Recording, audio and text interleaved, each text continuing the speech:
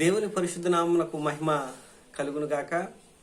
ఈ ఉదయకాలన్నా దేవుని మాటను మనం మననం చేసుకునే ప్రయత్నం చేద్దాం. దేవుని మాటను ధ్యానిద్దాం.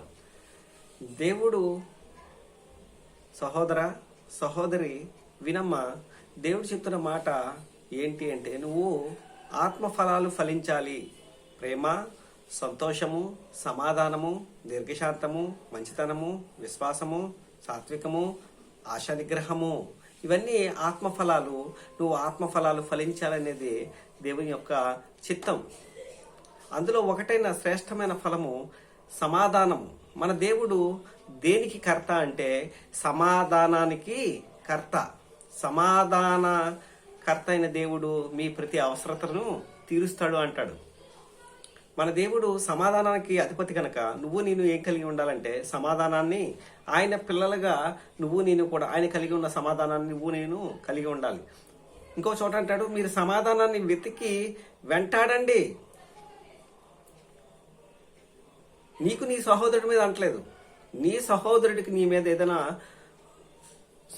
అసమాధానంగా ఉంటే నువ్వు వెళ్ళి సమాధాన పడిపో. కారణం ఏంటి అంటే, నువ్వు హారిజంటల్ డైరెక్షన్ కరెక్ట్గా లేకపోతే వెర్టికల్ డైరెక్షన్ నీకు కరెక్ట్గా ఉండలేవు. నువ్వు ప్రజలతో కనిపించని సహోదరుడితో నువ్వు సమాధానం పడకపోతే కనిపించని దేవుడితో నువ్వు సమాధాన పడలేవనే బైబిల్ చెప్తుంది. దేవుడు చెప్తున్న మాట అది. నువ్వు నీ చుట్టూ ఉన్న వారితో సమాధాన పడిపోతే నాతో నువ్వు సమాధాన పడడానికి అవకాశం ఉంటుంది. నువ్వు దేవునితో సమాధాన పడాలి. నీ చుట్టూ ఉన్న వారితో, నీ చుట్టూ ఉన్నవా నీ సహోదరులతో నువ్వు సమాధాన పడవు. నీ సహోదరుడు నీ పట్ల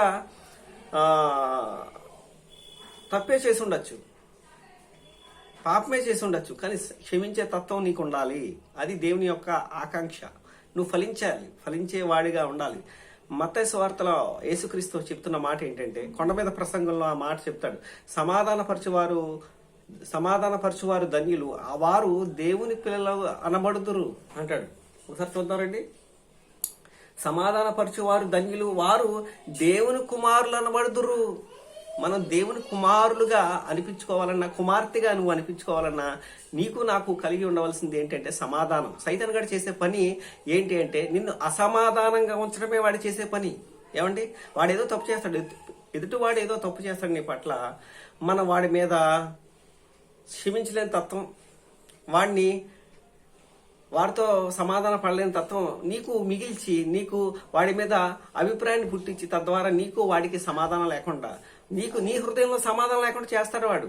సాతానుగాడు ఉన్న మొదటి నుంచి వాడు ఏం చేస్తాడంటే తప్పుడు అభిప్రాయాన్ని చొప్పించి, పాపాన్ని ఇతరుల్లో చొప్పించి నీకు సమాధానం లేకుండా, వారిని బట్టి నీకు నెమ్మది లేకుండా చేస్తాడు. గనక వాడికి మనం ఆ అవకాశం, సాతానుగాడికి అవకాశం ఇవ్వకుండా దేవుని చెప్తున్న మాట, వాడు ఎలాగైనా ఉన్నాయి, నీ సహోదరుడు వాడు ఎలాగైనా ఉండే తప్పుతం చేసి నీ పట్ల, నీకు పాపం చేసిన వ్యతిరేకంగా నీకు నష్టాన్ని, కష్టాన్ని, మానసిక వ్యధను మిగిల్చినా సరే నువ్వు చేయాల్సింది ఏంటంటే నువ్వు క్షమించడం మొదలుపెట్టి సమాధానంతో నువ్వు ఉంటే వాడికి తగ్గది దేవుడు వాడికి చేస్తాడు. వాని క్రియలు చెప్పిన ప్రతి వారికి ఇవ్వడానికి ఆయన దగ్గర జీతం ఉంది. తమ్ముడు, నువ్వేం బాధపడక్కర్లేదు, నువ్వైతే సమాధాన పడిపో, దేవుడు ఆడి సంగతి చూసుకుంటాడు.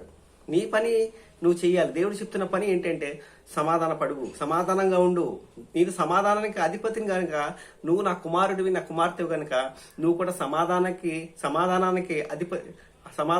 కర్త అయిన నా కుమారుడిగా నువ్వు ఉండాలని దేవుని యొక్క ఆకాంక్ష. అలాగే నువ్వు ఫలాన్ని, సమాధానం అనే ఆత్మఫలాన్ని నువ్వు ఫలించి దేవుని దృష్టిలో నువ్వు ఆయన్ని సంతోషపెట్టేవాడిగా ఉండాలని దేవుడు కోరుకుంటున్నాడు. ఈ ఉదయకాలాన్న దేవుడు చెప్తున్న మాట, ఆత్మఫలము ఫలించు, తద్వారా దేవుడిని సంతోషింపచేసేవాడిగా నువ్వు ఉంటావని తెలియజేస్తూ, ఆయన పరిచర్యలో మీ Anand Kumar. God bless you each and everyone. దేవుడు మిమ్మల్ని దీవించి ఆశీర్వదించును గాక.